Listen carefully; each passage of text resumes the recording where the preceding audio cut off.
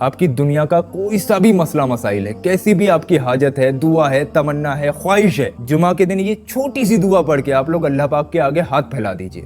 यकीन मानिए इंशाअल्लाह तबारक व तआला आप लोगों की दुआ अल्लाह पाक फौरन कबूल फरमा लेगा। दोस्तों, सबसे पहले आप तमाम लोगों को जुमे की बहुत बहुत मुबारकबाद। अल्लाह तबारक व तआला हमें और आपको इस जुमे की रहमतों और बरकतों से माला माल फरमाए। आमीन अल्लाहुम्मा आमीन। हो सके तो आप लोग कमेंट बॉक्स में आमीन जरूर लिखें। क्या मालूम किसकी जबान से निकला हुआ आमीन कब कबूल हो जाए। दोस्तों, आज की इस वीडियो में मैं आप लोगों को जुमे के दिन की 3 ऐसी छोटी छोटी दुआएं बताने वाला हूं जिनको पढ़ने में आपको मुश्किल से 10 सेकंड लगेंगे, लेकिन यकीन मानिए प्यारे आका हुजूर पाक सल्लल्लाहु अलैहि वसल्लम का फरमाने आलीशान है, जिस शख्स ने भी जुमा के दिन ये दुआएं पढ़ ली तो अल्लाह तबारक व तआला उस इंसान की किस्मत को पलट देता है। यानी कि ये दुआएं आप लोगों की जिंदगी की तमाम परेशानियों को दूर करेंगी, तमाम बिगड़े कामों को बनाएंगी, आपके रिस्क और कारोबार में खैर बरकत देंगी, आपके गुनाहों को बख्शवाने में ये आपकी मदद करेंगी। मैं आपसे ये नहीं कहूंगा कि ये कोई लंबे चौड़े वजीफे हैं, आप लोग कहीं बैठ के 1-1.5 घंटे तक इन दुआओं को पढ़ो, ऐसा कुछ नहीं है। चलते फिरते उठते बैठते सिर्फ 5 मिनट का वक्त निकालकर इन दुआओं को जुमा के दिन जरूर पढ़ लेना। एक जुमे को आप लोग पढ़कर देखो, इंशाअल्लाह तबारक व तआला अगले जुमे तक आप लोगों को ऐसी ऐसी जगह से रिस्क मिलेगा जहां से कभी आपने गुमान भी ना किया हो। आपकी परेशानियां ऐसे धुल जाएंगी जैसे किसी गंदे कपड़े को निचोड़ कर साफ कर लिया जाता है। आपका दुश्मन आपका बाल भी बांका नहीं कर सकता। बस आप लोगों को करना कुछ नहीं है, जुमा के दिन किसी भी वक्त चलते फिरते उठते बैठते आप अगर कोई काम कर रहे हैं तो काम करते करते भी इन दुआओं को पढ़ लीजिए, यानी कि इनका विर्द कर लीजिए। तो चलिए दोस्तों, बिना टाइम को बर्बाद किए मैं आप लोगों को सीधे वीडियो की तरफ ले चलता हूं और आप लोगों को बताता हूं उन दुआओं को किस तरीके से आप लोगों को पढ़ना है। लेकिन इन तीनों दुआओं को पढ़ने की एक शर्त भी है जो मैं आप लोगों को वीडियो के आखिर में समझा दूंगा। उन शर्तों को आप लोग पूरा जरूर करें। कोई लंबी चौड़ी शर्तें नहीं है, आसानी से पूरा कर सकते हो, तो वीडियो के आखिर में उन शर्तों को समझ कर जाना। पहली दुआ, देखो दोस्तों, दुनिया चाहे हमारी कैसी भी गुजर रही हो, लेकिन हम लोग अगर अपने अंदर की आवाज को सुनेंगे तो हर बंदा अपनी आखिरत को संवारने की कोशिश करता है। अरे दुनिया तो जैसे चल रही है जी ही लेंगे, लेकिन आखिरत बेहतर होना चाहिए, असल जिंदगी बेहतर होना चाहिए। तो ये जो दुआ मैं आप लोगों को बता रहा हूँ, ये दुआ आप लोगों के गुनाहों को बख्शवाने के लिए आपकी मदद करती है। तिरमिजी शरीफ की हदीस मुबारका में आता है, नबी पाक सल्लल्लाहु अलैहि वसल्लम ने इरशाद फरमाया, ये दुआ जो शख्स भी जुमा के दिन कसरत से पढ़ता है, अल्लाह तबारक व तआला उस इंसान के गुनाहों को बख्श देता है और उस इंसान के ऊपर अल्लाह पाक रहमत नाजिल फरमा देता है। वो दुआ आप लोगों की स्क्रीन पर है, अल्लाहुम्मा गफिरली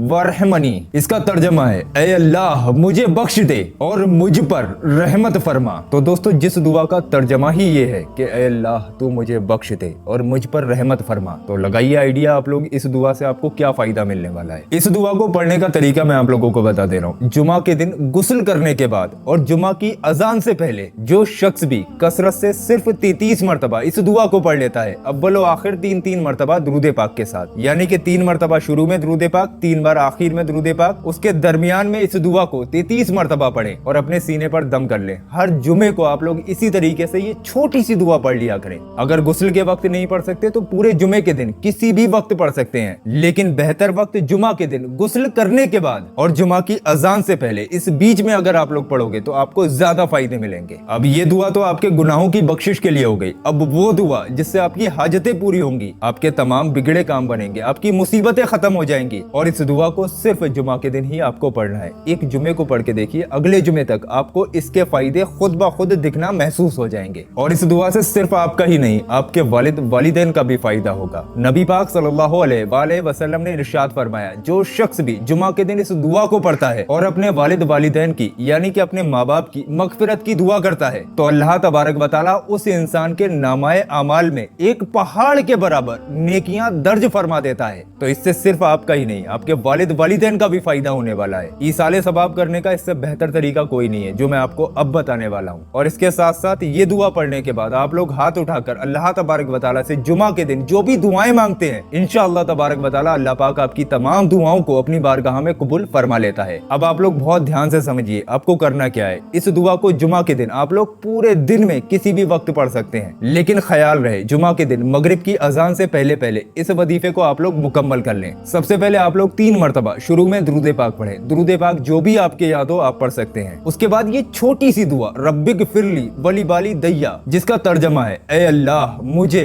और मेरे माँ बाप को बख्श दे। इस दुआ को सिर्फ 100 मरतबा यानी कि एक तस्बीह पढ़ें, ये तो हो गई मगफिरत के लिए, खुद के लिए भी और अपने माँ बाप के लिए भी। अब इसके बाद में आपको क्या करना है, एक अल्लाह तबारक व तआला का नाम मुबारक जो दुआ कबूलियत के लिए पढ़ा जाता है, या रब्बना या रब्बना या रब्बना। ये आप तस्बीह पे नहीं पढ़ेंगे, अपने हाथों की उंगलियों पर पढ़ेंगे, या रब्बना या रब्बना या रब्बना या रब्बना या रब्बना। इस तरीके से, इसी तरीके से 33 मरतबा यानी कि 33 टाइम पढ़ेंगे और 3 बार आखिर में दुरूद पाक पढ़ेंगे, वही दुरूद पाक जो आपने शुरू में पढ़ा था। उसके बाद हाथ उठाकर अल्लाह तबारक व तआला से आप लोग दुआएं मांगिए। यकीन जानिए जुमा के दिन जिस शख्स ने भी ये जो मैंने आपको जैसा बताया वजीफा करने के लिए, इस तरीके से अगर इस वजीफे को कर लिया तो अल्लाह के फजलो करम से उस इंसान की तमाम दुआएं अल्लाह की बारगाह में कबूल हो जाएंगी। और साथ के साथ कितना बड़ा बेनिफिट है कि हमारी भी मगफिरत हो जाएगी और हमारे माँ बाप की भी मगफिरत हो जाएगी। तो अपने लिए ना हो सके तो अपने माँ बाप के लिए इस वजीफे को जरूर करें। अब जुमा के दिन का तीसरा वजीफा जो आपके बहुत ज्यादा काम आने वाला है, आपके कारोबार को लेकर, आपके मकान को लेकर, आपकी परेशानियों को लेकर, आपकी रिस्क की तंगी को लेकर, गरीबी का शिकार है उसको लेकर, बेरोजगार हैं रोजगार के लिए, बे औलाद हैं औलाद के लिए, दुनिया भर के किसी भी मसले मसाइल के लिए आप लोग जुमा के दिन इस वजीफे को करें। इंशाअल्लाह तबारक व तआला मैं आपसे कहता हूँ आपको जरूर इसमें फायदा मिलेगा। इस वजीफे को करने का तरीका भी वही है, जुमा के दिन पूरे दिन में किसी भी वक्त आप लोग इस वजीफे को कर सकते हैं। लेकिन लेकिन लेकिन इस वजीफे को करने का बेहतर वक्त जुमा के दिन असर की नमाज के बाद से लेकर मगरिब की अजान से पहले है। जब दोनों वक्त मिल रहे होते हैं ये वक्त दुआ कबूलियत का होता है। इस वक्त में अगर आप लोग इस वजीफे को करोगे तो आपको ज्यादा फायदे मिलेंगे। अब आपको करना क्या है, बहुत ध्यान से समझिए। जुमा के दिन अगर आप लोग इस वजीफे को पूरे दिन में कभी भी करना चाहते हैं तो कर सकते हैं, नहीं तो असर और मगरिब के दरमियान कहीं पर भी खामोशी से बैठ जाइए। सबसे पहले 3 मरतबा शुरू में दुरूद पाक पढ़िए। दुरूद पाक जो भी आपके याद हो आप पढ़ सकते हैं। उसके बाद एक छोटी सी आयत करीमा आप तमाम लोगों की याद ही होगी, ला इलाहा इल्ला अंता सुब्हानका इन्नी कुन्तु मिनज़ ज़ालिमीन। इस आयत करीमा को सिर्फ आप लोगों को 11 मरतबा यानी कि 11 टाइम पढ़ना है। इसको दुआए यूनुस भी कहते हैं और कुछ लोग इसको जलाली आयत करीमा के नाम से भी जानते हैं। इसको 11 मरतबा पढ़िए। अब उसके बाद एक अल्लाह पाक का नाम मुबारक या रज़्ज़ाकू या रज़्ज़ाकू या रज़्ज़ाकू, ये नाम मुबारक अगर आप लोग जुमा के दिन पढ़ते हैं तो आपके रिस्क में इजाफे के लिए ये नाम मुबारक आपकी मदद करेगा। या रज़्ज़ाकू की आप लोग पूरी एक तस्बीह पढ़िए यानी कि 100 मरतबा पढ़िए। उसके बाद एक और अल्लाह पाक का नाम मुबारक पढ़ लेना, या अजीज़ो या अजीज़ो या अजीज़ो। इस तरीके से आप लोग सिर्फ और सिर्फ 21 मरतबा यानी कि 21 टाइम पढ़ें और 3 बार आखिर में दुरूद पाक पढ़ लें, वही दुरूद पाक जो आपने शुरू में पढ़ा था। उसके बाद आप लोग अल्लाह तबारक व तआला से अपने कारोबार में बरकत के लिए दुआएं मांगे, अपनी परेशानियों को दूर करने के लिए दुआएं मांगे। आपकी दुनिया का कोई सा भी मसला मसाइल है, कैसी भी आपकी हाजत है, दुआ है, तमन्ना है, ख्वाहिश है, जुमा के दिन ये छोटी सी दुआ पढ़ के आप लोग अल्लाह पाक के आगे हाथ फैला दीजिए। यकीन मानिए इंशाअल्लाह तबारक व तआला आप लोगों की दुआ अल्लाह पाक फौरन कबूल फरमा लेगा। अब जैसा कि मैंने आपको वीडियो के स्टार्टिंग में बताया था कि इन वजीफों को करने की कुछ शर्तें भी हैं जिनको आपको पूरा करना ही करना है। तो शर्तें कोई ज्यादा मुश्किल नहीं है। सबसे पहली शर्त, आप लोग इन वजीफों को जितने वक्त में भी करें उतनी देर आप लोग बिल्कुल खामोश रहेंगे। यानी कि ये नहीं होना चाहिए कि आप लोग एक वजीफा कर रहे हैं और 4 लोगों से बातचीत भी करते जा रहे हैं। इसलिए अकेले में खामोशी से बैठकर कीजिए। पूरा तवज्जो आप लोग ये अल्लाह तबारक व तआला के विर्द करने पे रखिए। दुनियादारी को आप लोग बिल्कुल साइड में थोड़ी देर के लिए रख दीजिए। इंशाअल्लाह तबारक व तआला अगर ऐसा करते हैं तो आपको जरूर फायदा मिलेगा। दूसरी शर्त ये कलाम इलाही है, इसमें बहुत ज्यादा ताकत होती है, इस पर यकीन रखना आप लोगों के लिए जरूरी है। तो यकीन के साथ अगर आप लोग इन वजीफों को करते हैं तो अल्लाह पाक आपको जरूर इनमें कामयाबी देगा। तीसरी शर्त, इन तीनों वजीफों को आप लोग पाक साफ और बावजू हालत में करें। यानी कि ये वजीफा शुरू करने से पहले अगर आप वजू में हैं तो बेहतर है, और वजू में नहीं है तो आप लोग वजू कर लें, उनके बाद पाक साफ होकर कहीं बैठकर इन वजीफों को करें। तो ये छोटी छोटी सी शर्तें हैं जिनको आप लोग जरूर पूरा करें।